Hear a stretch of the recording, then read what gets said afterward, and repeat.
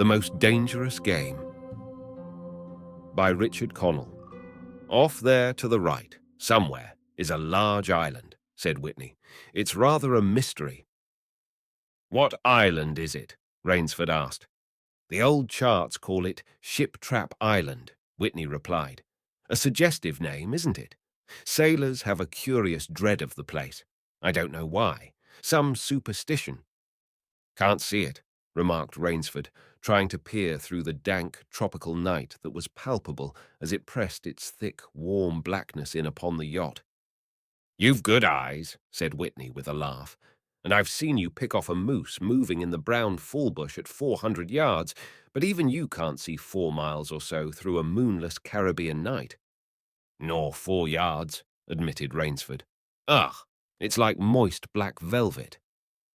It will be light enough in Rio, promised Whitney. We should make it in a few days. I hope the Jaguar guns have come from Purdy's. We should have some good hunting up the Amazon. Great sport, hunting. The best sport in the world, agreed Rainsford. For the hunter, amended Whitney, not for the Jaguar. Don't talk rot, Whitney, said Rainsford. You're a big game hunter, not a philosopher. Who cares how a Jaguar feels? Perhaps the Jaguar does, observed Whitney. Bah, they've no understanding.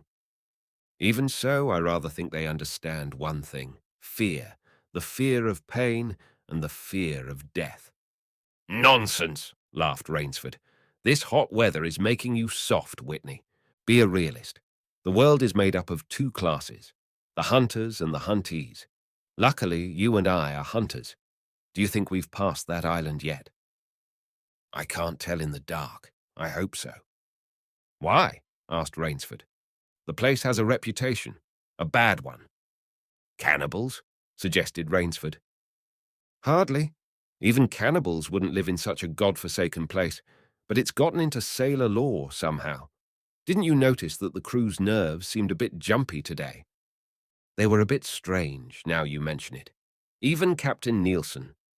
Yes, even that tough-minded old Swede who'd go up to the devil himself and ask him for a light.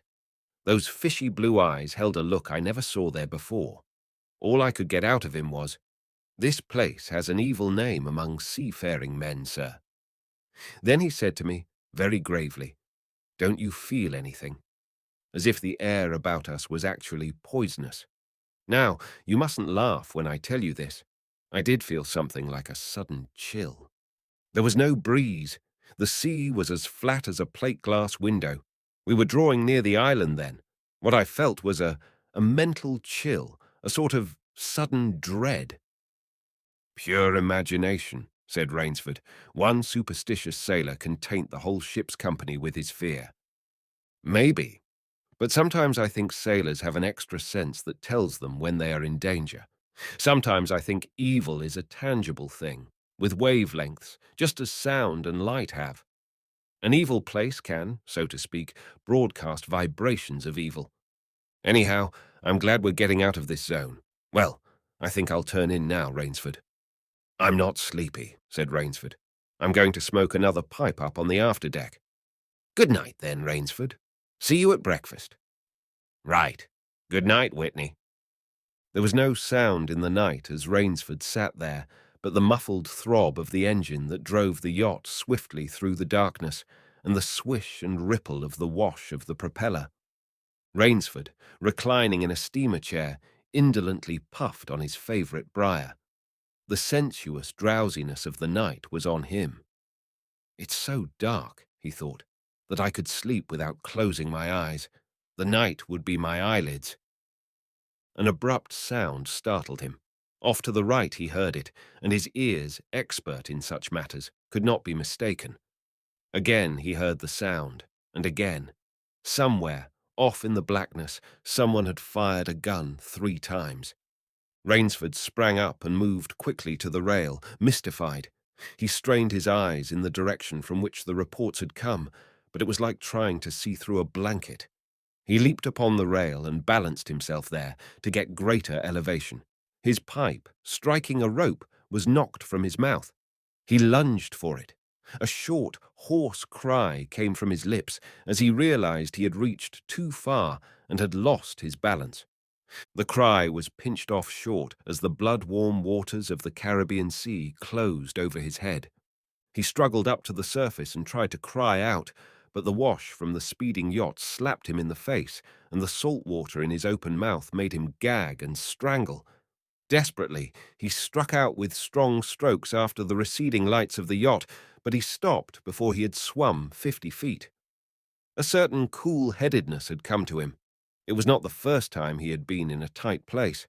There was a chance that his cries could be heard by someone aboard the yacht, but that chance was slender and grew more slender as the yacht raced on. He wrestled himself out of his clothes and shouted with all his power. The lights of the yacht became faint and ever-vanishing fireflies. Then they were blotted out entirely by the night. Rainsford remembered the shots. They had come from the right, and doggedly he swam in that direction, swimming with slow, deliberate strokes, conserving his strength. For a seemingly endless time, he fought the sea. He began to count his strokes. He could do possibly 100 more, and then Rainsford heard a sound. It came out of the darkness, a high, screaming sound, the sound of an animal in an extremity of anguish and terror. He did not recognize the animal that made the sound. He did not try to. With fresh vitality, he swam toward the sound. He heard it again. Then it was cut short by another noise, crisp, staccato. "Pistol shot," muttered Rainsford, swimming on. 10 minutes of determined effort brought another sound to his ears, the most welcome he had ever heard, the muttering and growling of the sea breaking on a rocky shore. He was almost on the rocks before he saw them. On a night less calm, he would have been shattered against them. With his remaining strength, he dragged himself from the swirling waters. Jagged crags appeared to jut up into the opaqueness. He forced himself upward, hand over hand. Gasping, his hands raw, he reached a flat place at the top. Dense jungle came down to the very edge of the cliffs. What perils that tangle of trees and underbrush might hold for him did not concern Rainsford just then. All he knew was that he was safe from his enemy, the sea, and that utter weariness was on him. He flung himself down at the jungle edge and tumbled headlong into the deepest sleep of his life. When he opened his eyes, he knew from the position of the sun that it was late in the afternoon. Sleep had given him new vigor. A sharp hunger was picking at him. He looked about him, almost cheerfully. Where there are pistol shots, there are men. Where there are men, there is food, he thought. But what kind of men, he wondered, in so forbidding a place? An unbroken front of snarled and ragged jungle fringed the shore. He saw no sign of a trail through the closely knit web of weeds and trees. It was easier to go along the shore, and Rainsford floundered along by the water. Not far from where he had landed, he stopped. Some wounded thing, by the evidence a large animal, had thrashed about in the underbrush. The jungle weeds were crushed down, and the moss was lacerated. One patch of weeds was stained crimson. A small, glittering object not far away caught Rainsford's eye, and he picked it up. It was an empty cartridge. "A 22, he remarked. "That's odd. It must have been a fairly large animal, too. The hunter had his nerve with him to tackle it with a light gun. It's clear that the brute put up a fight. I suppose the first 3 shots I heard was when the hunter flushed his quarry and wounded it. The last shot was when he trailed it here and finished it." He examined the ground closely and found what he had hoped to find, the print of hunting boots. They pointed along the cliff in the direction he had been going. Eagerly, he hurried along, now slipping on a rotten log or a loose stone, but making headway. Night was beginning to settle down on the island. Bleak darkness was blacking out the sea and jungle when Rainsford sighted the lights. He came upon them as he turned a crook in the coastline, and his first thought was that he had come upon a village, for there were many lights. But as he forged along, he saw to his great astonishment that all the lights were in one enormous building, a lofty structure with pointed towers plunging upward into the gloom. His eyes made out the shadowy outlines of a palatial chateau. It was set on a high bluff, and on three sides of it, cliffs dived down to where the sea licked greedy lips in the shadows. Mirage, thought Rainsford. But it was no mirage, he found, when he opened the tall, spiked iron gate. The stone steps were real enough. The massive door with a leering gargoyle for a knocker was real enough, yet about it all hung an air of unreality. He lifted the knocker, and it creaked up stiffly as if it had never before been used. He let it fall, and it startled him with its booming loudness. He thought he heard steps within. The door remained closed. Again, Rainsford lifted the heavy knocker and let it fall. The door opened then, opened as suddenly as if it were on a spring, and Rainsford stood blinking in the river of glaring gold light that poured out. The first thing Rainsford's eyes discerned was the largest man Rainsford had ever seen, a gigantic creature, solidly made and black-bearded to the waist. In his hand, the man held a long-barreled revolver, and he was pointing it straight at Rainsford's heart. Out of the snarl of beard, two small eyes regarded Rainsford. "Don't be alarmed," said Rainsford, with a smile which he hoped was disarming. "I'm no robber. I fell off a yacht. My name is Sanger Rainsford of New York City." The menacing look in the eyes did not change. The revolver pointed as rigidly as if the giant were a statue. He gave no sign that he understood Rainsford's words or that he had even heard them. He was dressed in uniform, a black uniform trimmed with grey astrakhan. "I'm Sanger Rainsford of New York," Rainsford began again. "I fell off a yacht. I am hungry." The man's only answer was to raise with his thumb the hammer of his revolver. Then Rainsford saw the man's free hand go to his forehead in a military salute, and he saw him click his heels together and stand at attention. Another man was coming down the broad marble steps, an erect, slender man in evening clothes. He advanced to Rainsford and held out his hand. In a cultivated voice marked by a slight accent that gave it added precision and deliberateness, he said, "It is a very great pleasure and honor to welcome Mr. Sanger Rainsford, the celebrated hunter, to my home." Automatically, Rainsford shook the man's hand. "I've read your book about hunting snow leopards in Tibet, you see," explained the man. "I am General Zaroff." Rainsford's first impression was that the man was singularly handsome. His second was that there was an original, almost bizarre quality about the general's face. He was a tall man, past middle age, for his hair was a vivid white, but his thick eyebrows and pointed military moustache were as black as the night from which Rainsford had come. His eyes, too, were black and very bright. He had high cheekbones, a sharp-cut nose, a spare, dark face, the face of a man used to giving orders, the face of an aristocrat. Turning to the giant in uniform, the general made a sign. The giant put away his pistol, saluted, withdrew. "Ivan is an incredibly strong fellow," remarked the general, "but he has the misfortune to be deaf and dumb. A simple fellow, but, I'm afraid, like all his race, a bit of a savage." "Is he Russian?" "He is a Cossack," said the general, and his smile showed red lips and pointed teeth. "So am I." "Come," he said. "We shouldn't be chatting here. We can talk later. Now you want clothes, food, rest. You shall have them. This is a most restful spot."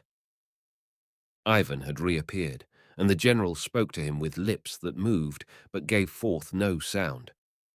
"Follow Ivan, if you please, Mr. Rainsford," said the general. "I was about to have my dinner when you came.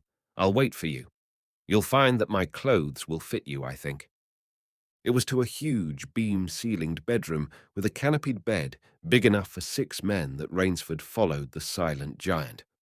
Ivan laid out an evening suit, and Rainsford, as he put it on, noticed that it came from a London tailor who ordinarily cut and sewed for none below the rank of duke.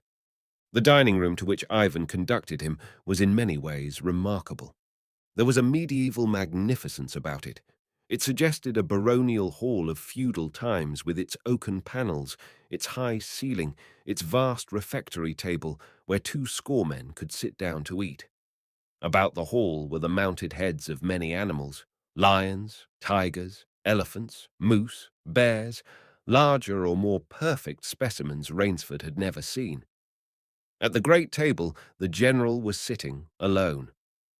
"You'll have a cocktail, Mr. Rainsford," he suggested.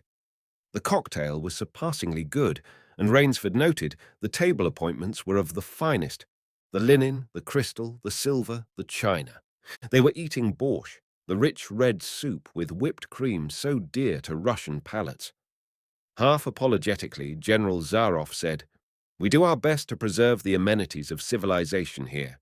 Please forgive any lapses. We are well off the beaten track, you know. Do you think the champagne has suffered from its long ocean trip?" "Not in the least," declared Rainsford.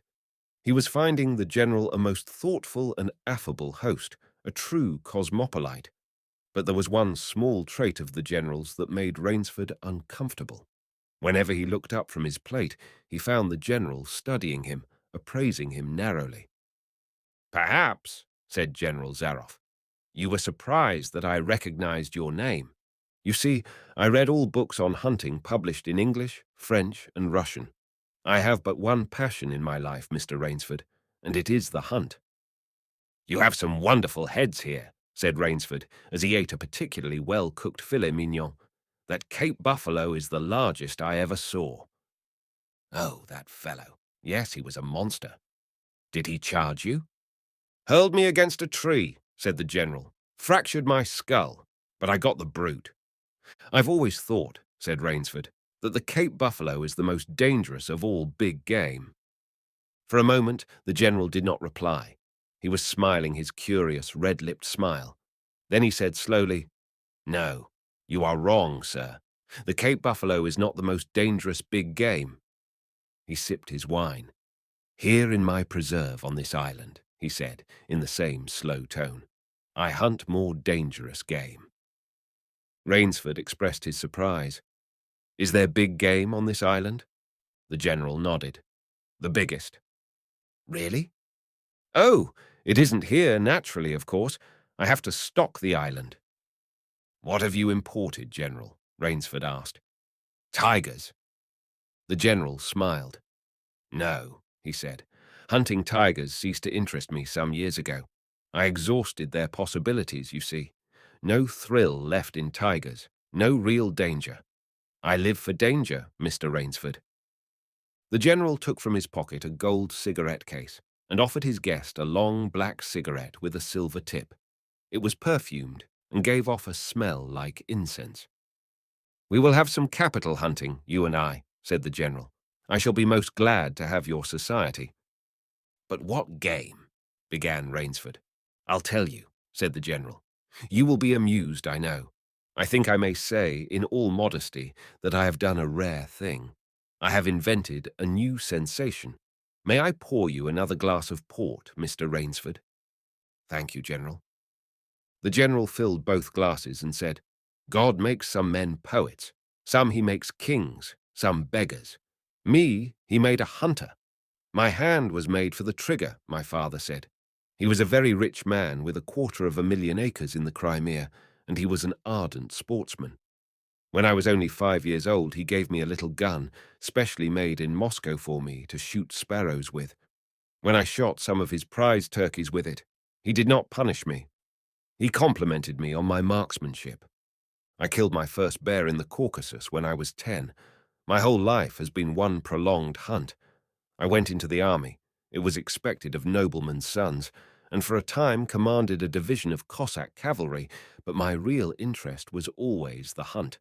I have hunted every kind of game in every land. It would be impossible for me to tell you how many animals I have killed." The general puffed at his cigarette. "After the debacle in Russia, I left the country, for it was imprudent for an officer of the Tsar to stay there. Many noble Russians lost everything. I, luckily, had invested heavily in American securities, so I shall never have to open a tea room in Monte Carlo or drive a taxi in Paris. Naturally, I continued to hunt. Grizzlies in your Rockies, crocodiles in the Ganges, rhinoceroses in East Africa. It was in Africa that the Cape buffalo hit me and laid me up for 6 months. As soon as I recovered, I started for the Amazon to hunt jaguars, for I had heard they were unusually cunning. They weren't. The Cossack sighed. They were no match at all for a hunter with his wits about him and a high-powered rifle. I was bitterly disappointed. I was lying in my tent with a splitting headache one night when a terrible thought pushed its way into my mind. Hunting was beginning to bore me, and hunting, remember, had been my life. I have heard that in America, businessmen often go to pieces when they give up the business that has been their life. Yes, that's so, said Rainsford. The general smiled. I had no wish to go to pieces, he said.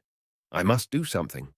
Now, mine is an analytical mind, Mr. Rainsford. Doubtless that is why I enjoy the problems of the chase.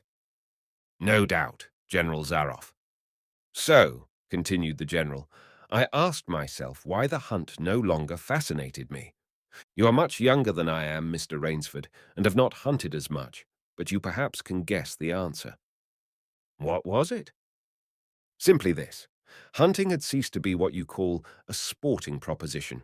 It had become too easy. I always got my quarry. Always. There is no greater bore than perfection.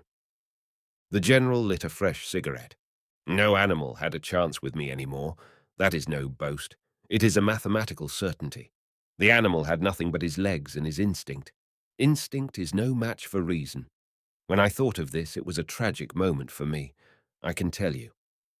Rainsford leaned across the table, absorbed in what his host was saying. It came to me as an inspiration what I must do, the general went on. And that was. The general smiled, the quiet smile of one who has faced an obstacle and surmounted it with success. I had to invent a new animal to hunt, he said. A new animal? You're joking. Not at all, said the general. I never joke about hunting. I needed a new animal. I found one. So I bought this island, built this house, and here I do my hunting. The island is perfect for my purposes. There are jungles with a maze of trails in them, hills, swamps. But the animal, General Zaroff.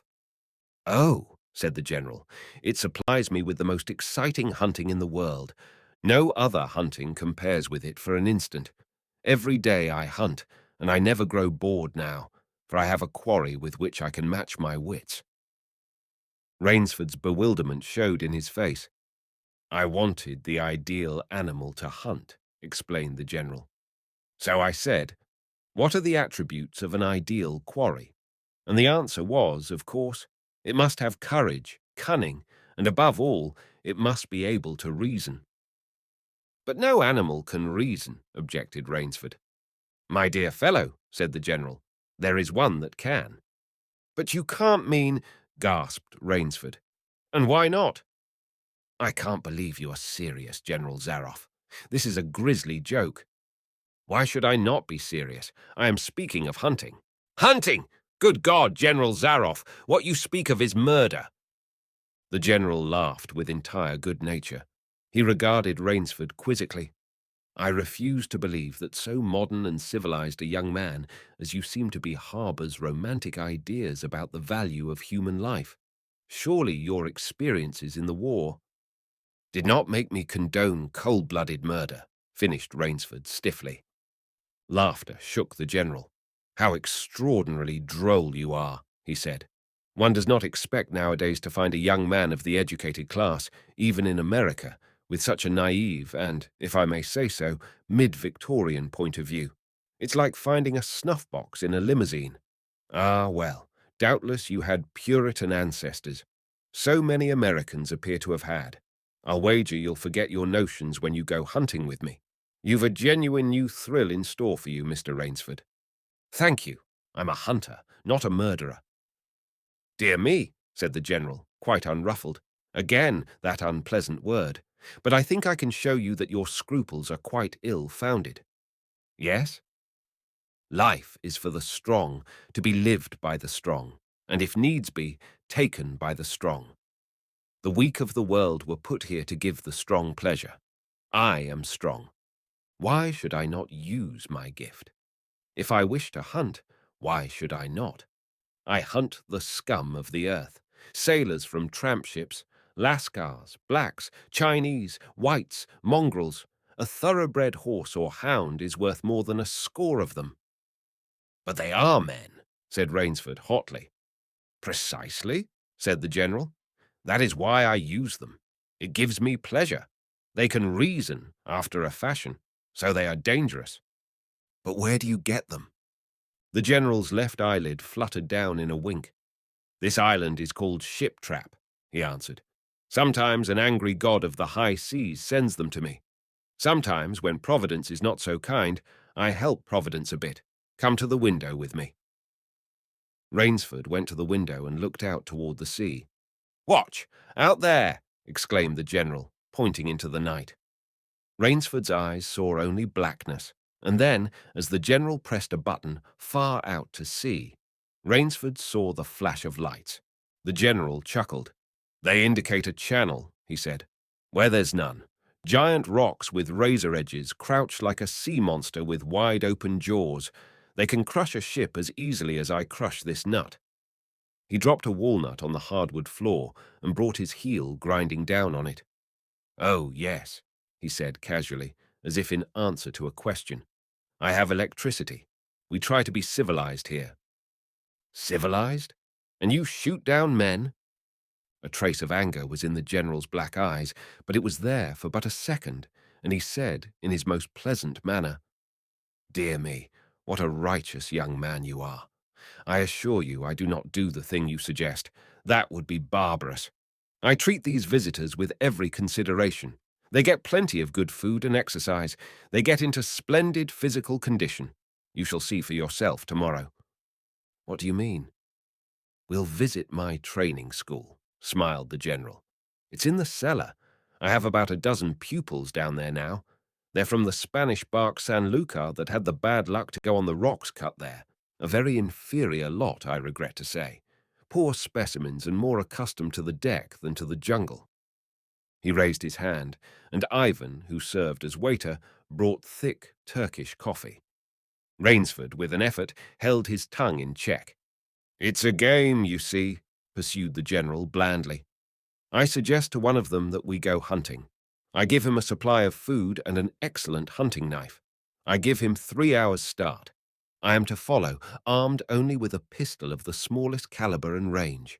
If my quarry eludes me for 3 whole days, he wins the game. If I find him, the general smiled, he loses. Suppose he refuses to be hunted. Oh, said the general, I give him his option, of course. He need not play that game if he doesn't wish to. If he does not wish to hunt, I turn him over to Ivan. Ivan once had the honor of serving as official nauter to the Great White Tsar, and he has his own ideas of sport. Invariably, Mr. Rainsford, invariably they choose the hunt. And if they win? The smile on the general's face widened. To date, I have not lost, he said. Then he added hastily, I don't wish you to think me a braggart, Mr. Rainsford. Many of them afford only the most elementary sort of problem. Occasionally I strike a Tartar. One almost did win. I eventually had to use the dogs. The dogs? This way, please. I'll show you. The general steered Rainsford to a window. The lights from the windows sent a flickering illumination that made grotesque patterns on the courtyard below, and Rainsford could see moving about there a dozen or so huge black shapes. As they turned toward him, their eyes glittered greenly. A rather good lot, I think, observed the general. They are let out at 7 every night. If anyone should try to get into my house, or out of it, something extremely regrettable would occur to him. He hummed a snatch of song from the Folie Bergère. And now, said the general, I want to show you my new collection of heads. Will you come with me to the library? I hope, said Rainsford, that you will excuse me tonight, General Zaroff. I'm really not feeling at all well. Ah, indeed, the general inquired solicitously. Well, I suppose that's only natural after your long swim. You need a good, restful night's sleep. Tomorrow you'll feel like a new man, I'll wager. Then we'll hunt, eh? I've one rather promising prospect. Rainsford was hurrying from the room. Sorry you can't go with me tonight, called the general. I expect rather fair sport. A big, strong black. He looks resourceful. Well, good night, Mr. Rainsford. I hope you have a good night's rest. The bed was good, and the pyjamas of the softest silk, and he was tired in every fibre of his being, but nevertheless Rainsford could not quiet his brain with the opiate of sleep. He lay, eyes wide open. Once he thought he heard stealthy steps in the corridor outside his room. He sought to throw open the door. It would not open. He went to the window and looked out. His room was high up in one of the towers. The lights of the chateau were out now, and it was dark and silent, but there was a fragment of sallow moon, and by its wan light he could see, dimly, the courtyard. There, weaving in and out in the pattern of shadow, were black, noiseless forms. The hounds heard him at the window and looked up, expectantly, with their green eyes. Rainsford went back to the bed and lay down. By many methods he tried to put himself to sleep. He had achieved a doze when, just as morning began to come, he heard, far off in the jungle, the faint report of a pistol. General Zaroff did not appear until luncheon. He was dressed faultlessly in the tweeds of a country squire. He was solicitous about the state of Rainsford's health. "As for me," sighed the general, "I do not feel so well. I am worried, Mr. Rainsford. Last night I detected traces of my old complaint." To Rainsford's questioning glance, the general said, "Ennui, boredom." Then, taking a second helping of crêpe Suzette, the general explained, "The hunting was not good last night. The fellow lost his head. He made a straight trail that offered no problems at all. That's the trouble with these sailors. They have dull brains to begin with, and they do not know how to get about in the woods. They do excessively stupid and obvious things. It's most annoying. Will you have another glass of Chablis, Mr. Rainsford?"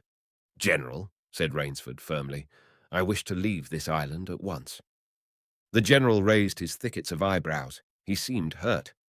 "But my dear fellow," the general protested, "you've only just come. You've had no hunting." "I wish to go today," said Rainsford. He saw the dead black eyes of the general on him, studying him. General Zaroff's face suddenly brightened. He filled Rainsford's glass with venerable Chablis from a dusty bottle. "Tonight," said the general, "we will hunt, you and I." Rainsford shook his head. "No, General," he said, "I will not hunt." The general shrugged his shoulders and delicately ate a hothouse grape. "As you wish, my friend," he said. "The choice rests entirely with you. But may I not venture to suggest that you will find my idea of sport more diverting than Ivan's?" He nodded toward the corner to where the giant stood, scowling, his thick arms crossed on his hogshead of chest. "You don't mean—" cried Rainsford. "My dear fellow," said the general, "have I not told you I always mean what I say about hunting? This is really an inspiration.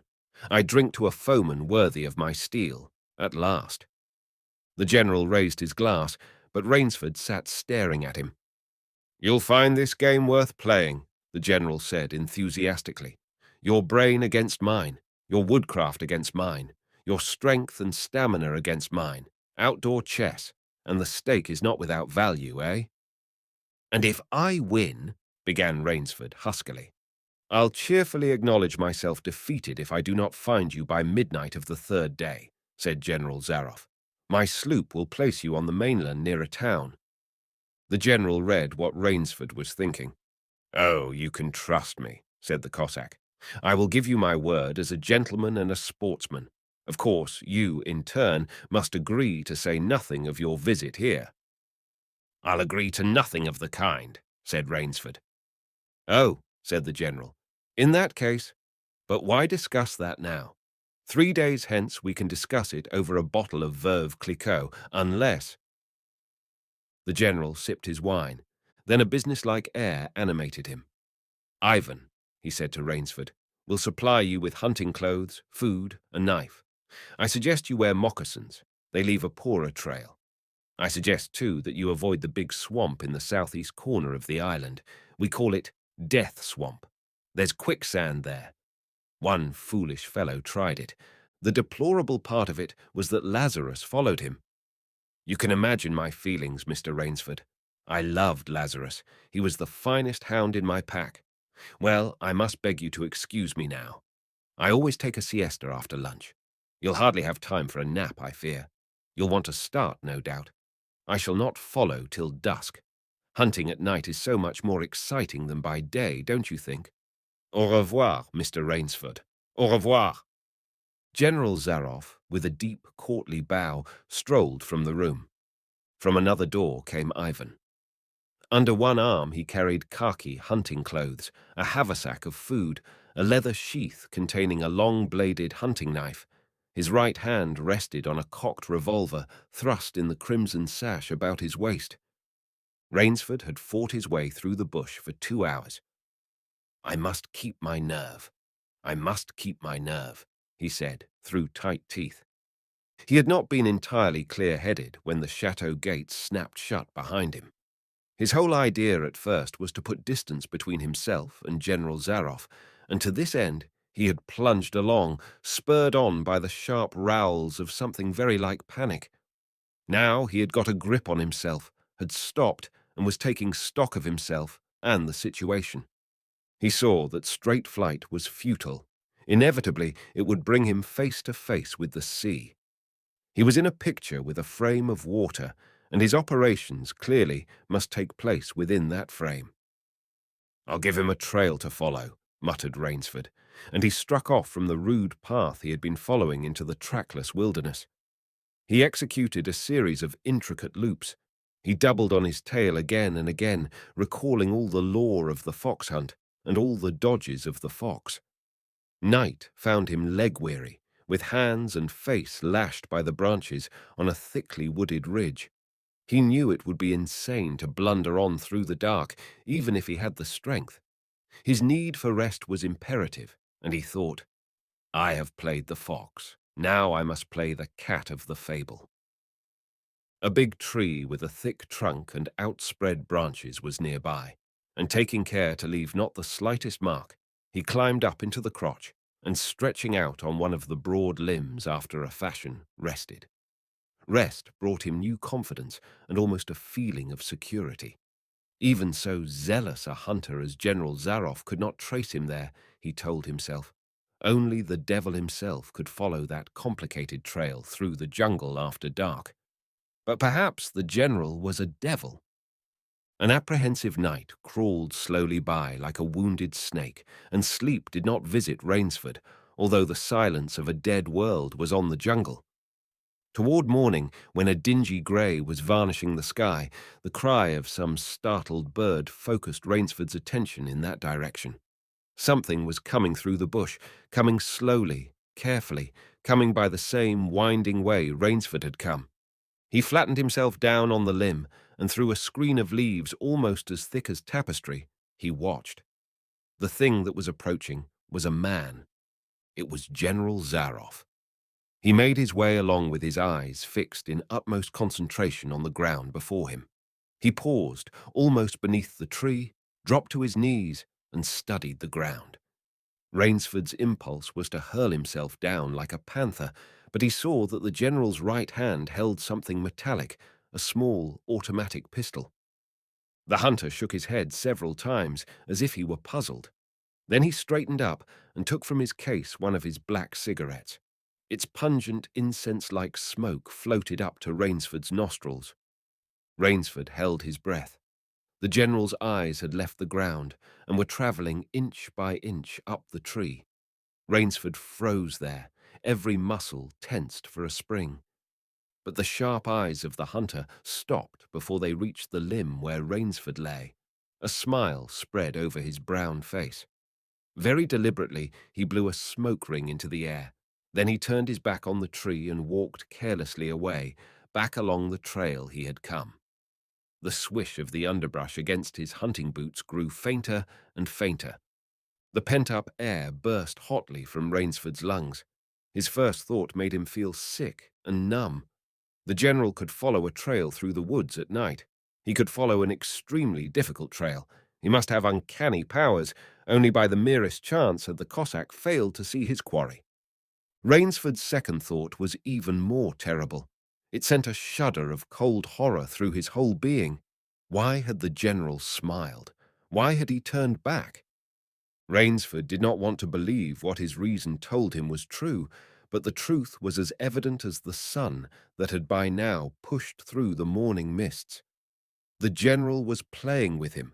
The general was saving him for another day's sport. The Cossack was the cat.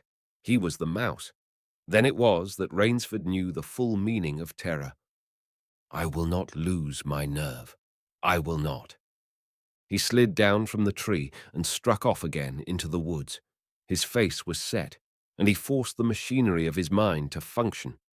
300 yards from his hiding place, he stopped where a huge dead tree leaned precariously on a smaller, living one. Throwing off his sack of food, Rainsford took his knife from its sheath and began to work with all his energy. The job was finished at last, and he threw himself down behind a fallen log 100 feet away. He did not have to wait long. The cat was coming again to play with the mouse. Following the trail with the sureness of a bloodhound came General Zaroff. Nothing escaped those searching black eyes, no crushed blade of grass, no bent twig, no mark, no matter how faint, in the moss. So intent was the Cossack on his stalking that he was upon the thing Rainsford had made before he saw it. His foot touched the protruding bough that was the trigger. Even as he touched it, the general sensed his danger and leaped back with the agility of an ape. But he was not quite quick enough. The dead tree, delicately adjusted to rest on the cut living one, crashed down and struck the general a glancing blow on the shoulder as it fell. But for his alertness, he must have been smashed beneath it. He staggered, but he did not fall, nor did he drop his revolver. He stood there, rubbing his injured shoulder, and Rainsford, with fear again gripping his heart, heard the general's mocking laugh ring through the jungle. "Rainsford," called the general, "if you are within sound of my voice, as I suppose you are, let me congratulate you. Not many men know how to make a Malay man-catcher. Luckily for me, I too have hunted in Malacca. You're proving interesting, Mr. Rainsford. I'm going now to have my wound dressed. It's only a slight one. But I shall be back. I shall be back." When the general, nursing his bruised shoulder, had gone, Rainsford took up his flight again. It was flight now, a desperate, hopeless flight that carried him on for some hours. Dusk came, then darkness, and still he pressed on. The ground grew softer under his moccasins. The vegetation grew ranker, denser. Insects bit him savagely. Then, as he stepped forward, his foot sank into the ooze. He tried to wrench it back, but the muck sucked viciously at his foot as if it were a giant leash. With a violent effort, he tore his foot loose. He knew where he was now. Death Swamp and its quicksand. His hands were tight closed as if his nerve were something tangible that someone in the darkness was trying to tear from his grip. The softness of the earth had given him an idea. He stepped back from the quicksand a dozen feet or so, and like some huge prehistoric beaver, he began to dig. Rainsford had dug himself in France when a second's delay meant death. That had been a placid pastime compared to his digging now. The pit grew deeper. When it was above his shoulders, he climbed out and from some hard saplings cut stakes and sharpened them to a fine point.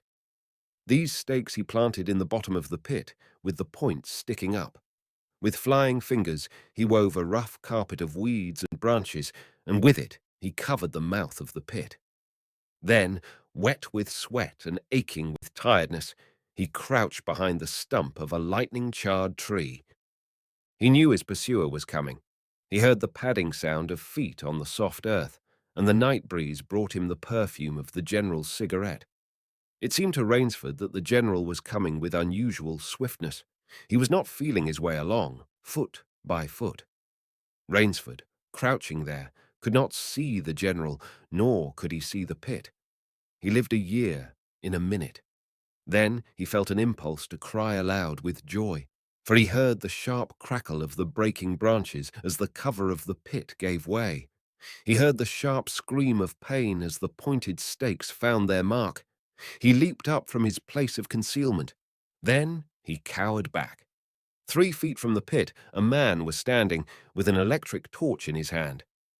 "You've done well, Rainsford," the voice of the general called. "Your Burmese tiger pit has claimed one of my best dogs. Again, you score.